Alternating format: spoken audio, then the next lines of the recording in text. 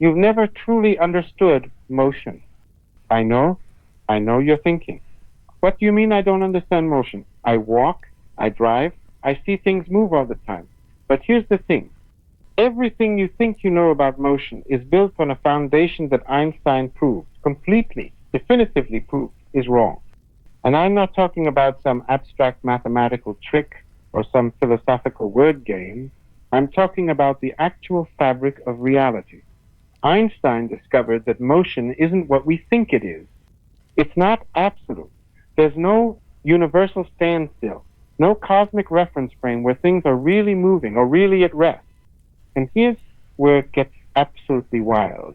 This fact, this seemingly simple observation about motion, destroys something even more fundamental. It destroys now. Think about that for a second. Right now, you have a sense of this moment, the present, happening everywhere at once. Your friend across town is experiencing now at the same time you are.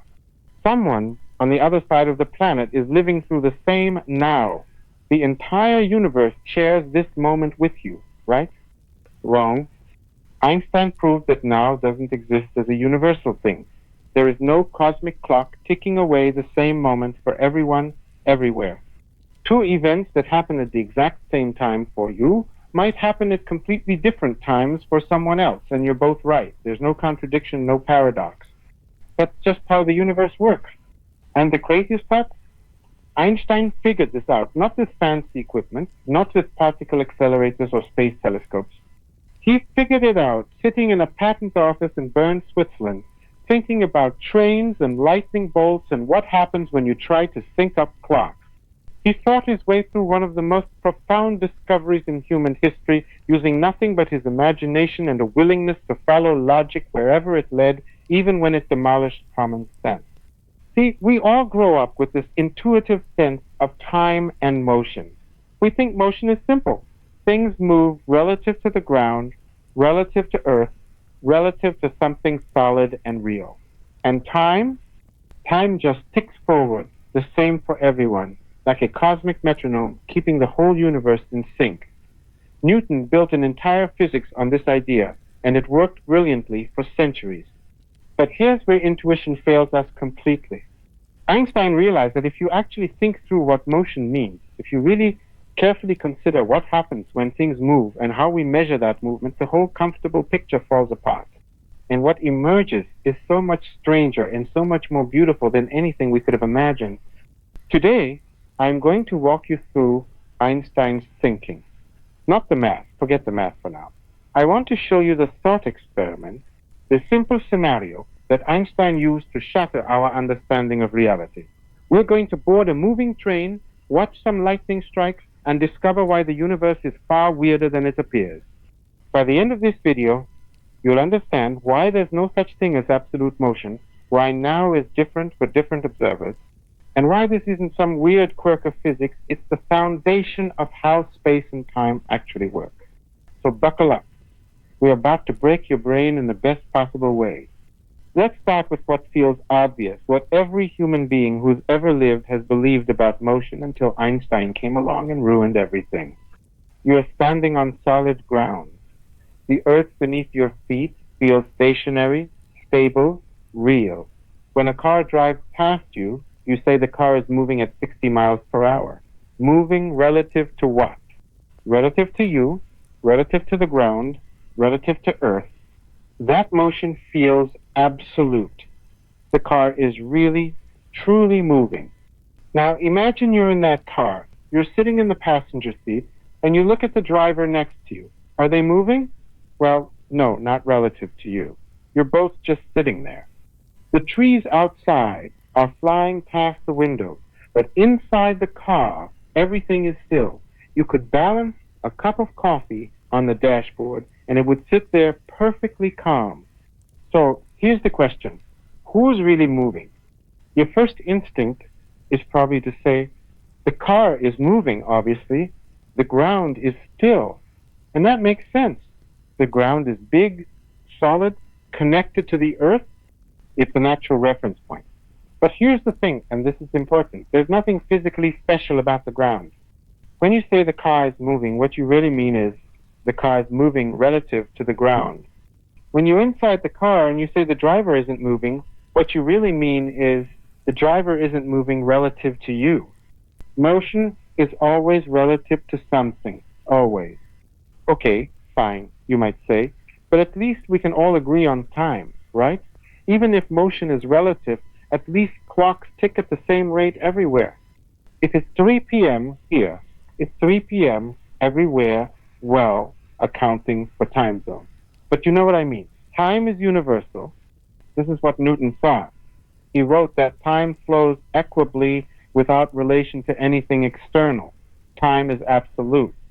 He picks forward at the same rate for everyone, everywhere, no matter what they're doing or how they're moving. You could have a clock in New York, a clock in Tokyo, a clock on the moon, and a clock on a spaceship, hurtling through the galaxy, and if you synchronize them all perfectly, they tick together forever, second by second, in perfect unison. That's the intuitive picture. Motion is relative, but time is absolute. You can't mess with time. It's the cosmic backbone of reality. And this picture works for everyday life, for everything Newton studied, for building bridges and launching cannonballs and predicting the tides. This picture works perfectly. You can navigate your entire life believing this and never encounter a problem. But here's where Einstein enters the story. It's 1905. Einstein is 26 years old, working as a patent clerk in Bern. He spends his days reviewing patent applications for electromagnetic devices, synchronizing clocks, mostly, which is a big deal at the time because trains need to coordinate schedules. And in his spare time, he's thinking. He's obsessed with a question that's been bugging him since he was a teenager. What would it be like to ride alongside a beam of light? Imagine you're moving at the speed of light, right next to a light wave. What would you see? Would the light wave look frozen, stationary? Would it look like a static electromagnetic field hovering in space? Maxwell's equations, the fundamental laws of electromagnetism, say no, light waves can't be stationary. If you froze a light wave, it wouldn't obey Maxwell's equations anymore. But that creates a problem. If light can't appear stationary, then no matter how fast you move, light must always be moving away from you at the speed of light. That's bizarre. Think about sound for comparison. If you're standing still and a sound wave passes you, you hear it at the speed of sound about 760 miles per hour. But if you run after the sound wave at 10 miles per hour, you encounter it at 750 miles per hour relative to you. The speed of sound is relative to the medium it's traveling through air. Light doesn't work that way. Light always moves at the same speed, about 186,000 miles per second, no matter how fast you're moving, no matter whether you're chasing it or running away from it. This is confirmed by experiments. It's been measured over and over. The speed of light is constant for everyone. And Einstein realized if that's true, if the speed of light is really the same for all observers, then something else has to give.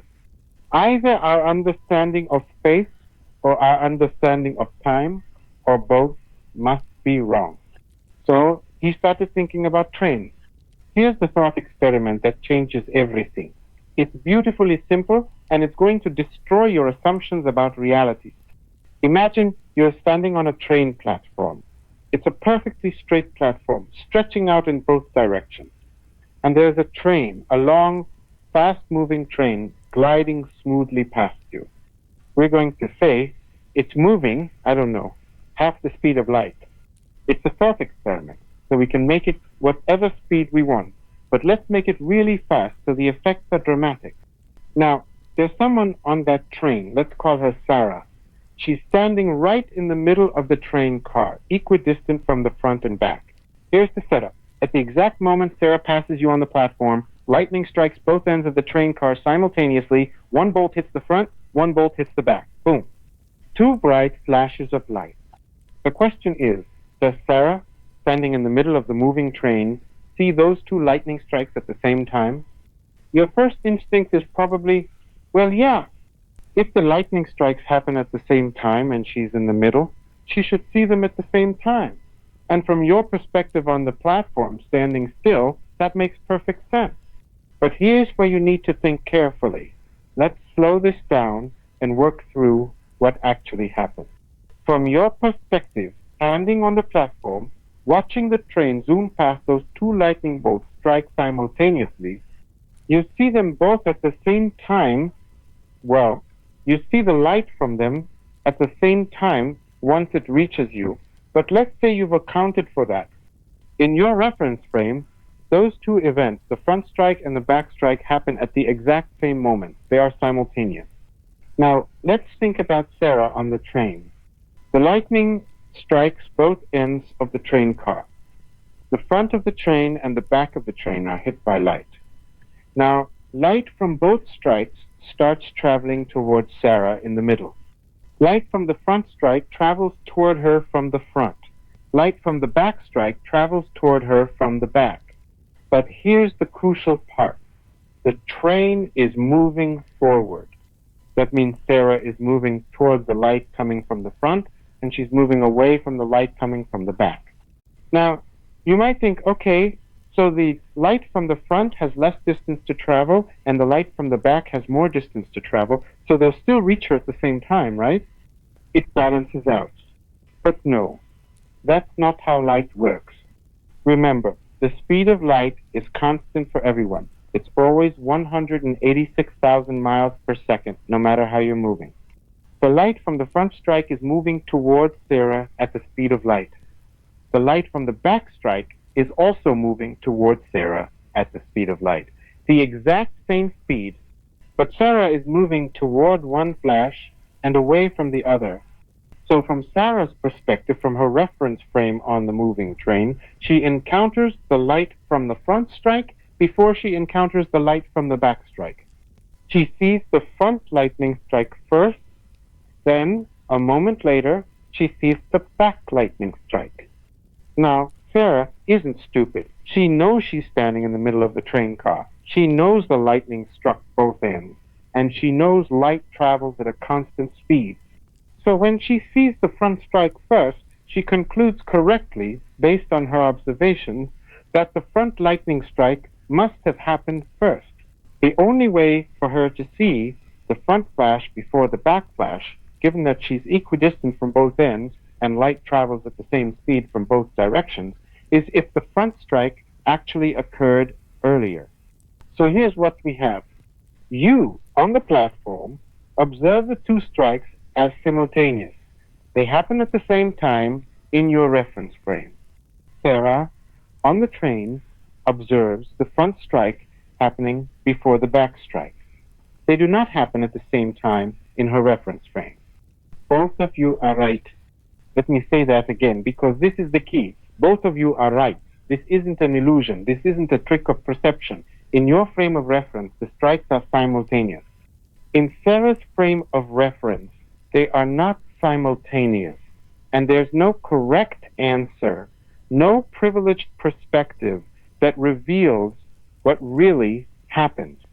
The universe doesn't have a universal clock that determines which events are truly simultaneous. Simultaneity, the concept of two things happening at the same time, depends on your motion. It's relative. Think about how insane this is. We're not talking about seeing things at different times because light takes time to travel. That's obvious, and we can account for that. We're talking about the actual order of events being different for different observers. Imagine you're at a concert. The drummer hits the drum, and the guitarist strums the guitar. You see them happen at the same time, simultaneous. But someone running toward the stage at a decent fraction of the speed of light would see the guitar strum first. Someone running away from the stage would see the drum hit first. The order in which events occur is not a fixed property of the universe, it's observer dependent. Now, you might be thinking, okay, but this is only for things that happen far apart, right? If two things happen right next to each other, surely everyone agrees on the order. And yes, you're right, if two events happen at the same location, their order is preserved for everyone. We're talking about spatially separated events. But here's the thing. Most events in the universe are spatially separated. The simultaneity of nearly everything is relative. This is what Einstein discovered sitting in that patent office, thinking about lightning and trains and moving clocks. And once you accept this, once you truly absorb what this means, everything else about relativity starts to fall into place. Let's dig into why this happens and what it means for our understanding of reality. The key to all of this is the constancy of the speed of light. That's the linchpin. That's the one weird fact about the universe that forces everything else to follow. For centuries, we thought speeds added together in a simple way. If you're on a train moving at 50 miles per hour and you throw a ball forward at 20 miles per hour, someone on the ground sees the ball moving at 70 miles per hour. Simple addition. Makes sense. But light doesn't work that way. If you're on a train moving at half the speed of light and you shine a flashlight forward, the light doesn't travel at 1.5 times the speed of light from the perspective of someone on the ground. It travels at exactly the speed of light, the same speed it would travel if you were standing still. This is what experiments showed. This is what Maxwell's equations predicted. And this is what Einstein took seriously, more seriously than anyone else at the time. He said, okay, if the speed of light is really constant for all observers, what does that mean for space and time? And the answer is, space and time have to be flexible. Think about it.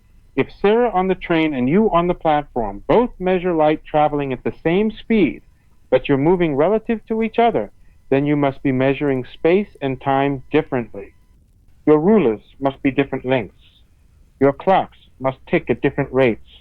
There's no other way to make the math work. If light speed is constant, then space and time have to bend and warp and adjust depending on your motion. This is where the notion of absolute simultaneity dies.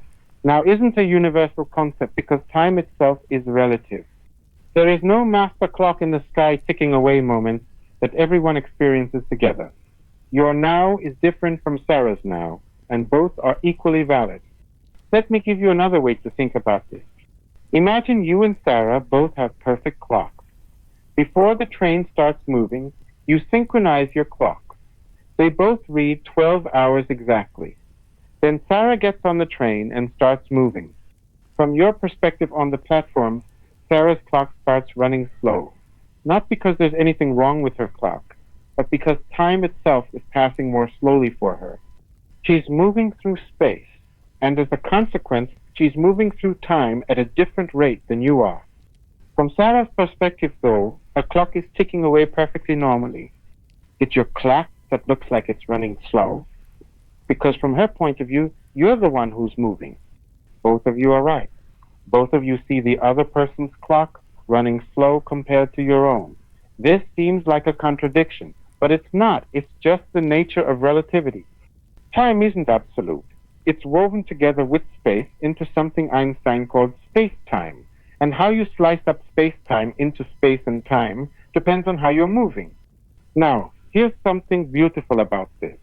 Even though simultaneity is relative, causality is preserved. What does that mean? Causality means cause and effect. If event A causes event B, if A happens first and causes B to happen, then everyone in the universe agrees that A happened before B. You can't have different observers seeing the effect before the cause. That would lead to paradoxes, violations of logic, all sorts of problems. And relativity doesn't allow that. The speed of light is the speed limit of the universe. Information, any kind of influence, any causal connection can't travel faster than light. And it turns out that if you work through the math, which we're not doing today, but trust me on this, this speed limit ensures that causally connected events have the same order for all observers. So if you push a domino and it falls, everyone sees you push the domino before it falls. No one sees the domino fall first and then sees you push it, because always precedes effect. But for events that aren't causally connected, events that are too far apart in space and too close together in time for light to travel between them, the order can be different for different observers, and that's fine. Those events can't influence each other anyway, so it doesn't matter which one really happened first. This is why Einstein's insight is so profound. He didn't break the universe. He revealed how the universe actually works. Motion defines your now. Your velocity through space determines how you slice up space-time into moments, move faster, and your definition of simultaneous tilt. Events that are simultaneous for you aren't simultaneous for someone moving relative to you. There is no universal present moment. There's no cosmic now stretching across the universe, linking all events together into a single shared instant. Every observer has their own present moment, their own now, carved out of space-time by their motion.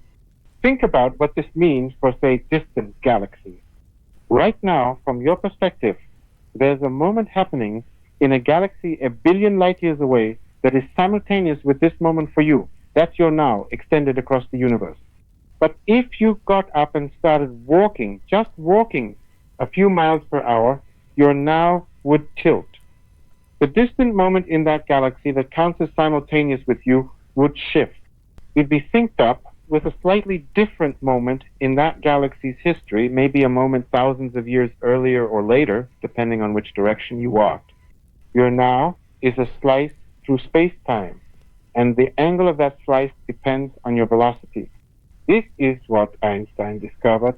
This is the foundation of special relativity, and it all comes from taking seriously the idea that light travels at the same speed for everyone. Okay, so what are the consequences of this? What does it mean that there's no absolute simultaneity? First, it means that clocks genuinely run at different rates depending on motion. This isn't a quirk or an illusion. Moving clocks actually tick more slowly than stationary clocks. This is called time dilation, and it's been confirmed experimentally countless times. Atomic clocks on airplanes tick at different rates than atomic clocks on the ground. GPS satellites have to account for time dilation, or their positioning would be off by miles. Second, it means that space itself is flexible. Lengths contract in the direction of motion. A moving object is literally shorter than a stationary one from the perspective of a stationary observer. Sarah's train car is shorter when it's moving than when it's at rest, not because it's compressed, but because space itself is relative. Third, it means that the universe is far stranger than we ever imagined. We thought we lived in a reality with absolute time and absolute space, a rigid stage on which events played out. But Einstein showed us that space-time is more like a fabric, warping and flexing depending on motion and gravity. And here's the thing that really gets me. All of these bizarre, mind-bending consequences follows logically from one simple fact. Light travels at the same speed for everyone. That's it. That's the input. Everything else is just following the logic to its inevitable, reality-shattering conclusion. Einstein didn't invent relativity. He discovered it. It was always true. It's always been the way the universe works. We just didn't notice because we don't move anywhere near fast enough in our daily lives for these effects to be obvious. But at high speed, speeds approaching the speed of light, all of this becomes undeniable. Time slows down. Space contracts. Simultaneity evaporates. And causality? Causality survives. The universe doesn't break. It just doesn't work the way we thought it did. There's no universal now. There's no absolute time. There's no privileged reference frame where things are really moving or really at rest. There's just motion relative to other things, carving up space-time in different ways for different observers. So that's Einstein's insight. That's the revelation that changed physics forever. From a simple thought experiment, lightning bolt, a train, and the constant speed of light, Einstein demolished our intuitive understanding of time and space. He showed us that motion isn't absolute, that now is different for everyone, and that the universe doesn't have a master clock ticking away moments for all eternity. He figured this out sitting in a patent office thinking, no fancy labs, no expensive equipment, just pure thought, pure logic, and a willingness to follow the evidence wherever it led, even when it meant overturning centuries of assumptions. And what he found was a universe more beautiful, more strange, and more profound than anyone had imagined. So the next time you're on a train, or watching a plane fly overhead, or just sitting still and watching the world move around you. Remember, motion is relative. Time is flexible. And now, your now, this moment, is just one slice through the infinite fabric of space-time, tilted at an angle determined by how fast you're moving through the cosmos. Welcome to Einstein's universe. It's weirder than you thought, and it's absolutely real.